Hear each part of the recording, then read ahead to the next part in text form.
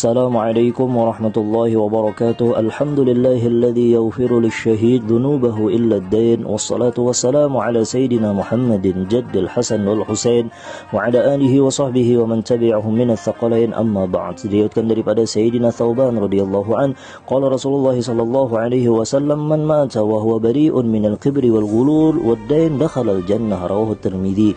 Barang siapa yang meninggal dunia lalu dia terlepas daripada sifat sombong dan khianat dan juga hutang, maka dia masuk surga. Saudara-saudaraku yang haus akan ilmu baginda Muhammad sallallahu alaihi wasallam, akhir dari kisah seorang hamba apabila masuk ke dalam surga, dialah orang yang sangat beruntung dan berbahagia. Begitu banyak jalan dengan beribadah dan mengerjakan kebaikan seorang hamba menuju kepada surganya Allah.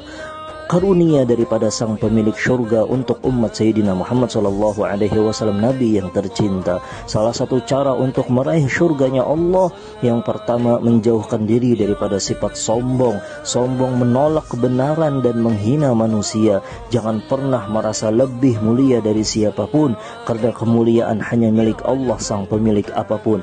Yang kedua, tidak melakukan khianah. Yang ketiga, terlepas daripada hutang. Menunda-nunda hutang ketika mampu membayar adalah sebuah kezaliman.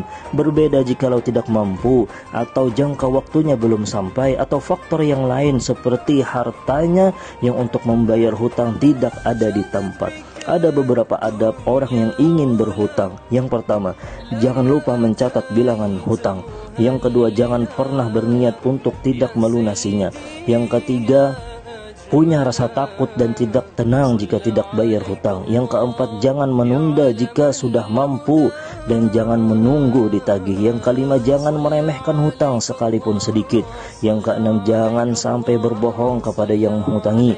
Yang ketujuh, jangan sampai berjanji jika tidak dapat memenuhinya. Yang kedelapan, mendoakan kepada yang meminjamkan hutang. Jangan sampai ketika kita menghembuskan napas terakhir kita masih mempunyai hutang, karena amal ibadah kita yang diterima akan jadi taruhan.